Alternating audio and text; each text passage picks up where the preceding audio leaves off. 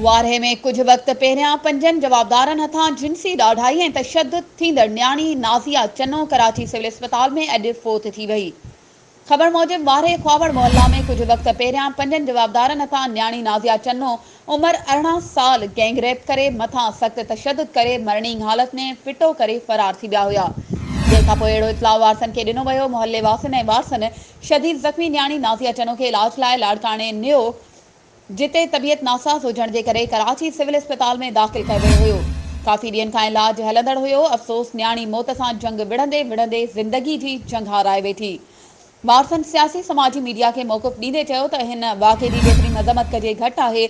वारे DSP case in charge जांच officer राहिला गोपांग जी नाअहली आहे जो हिन वक़्त ताईं सिर्फ़ 3 जवाबदार गिरफ़्तार कया आहिनि।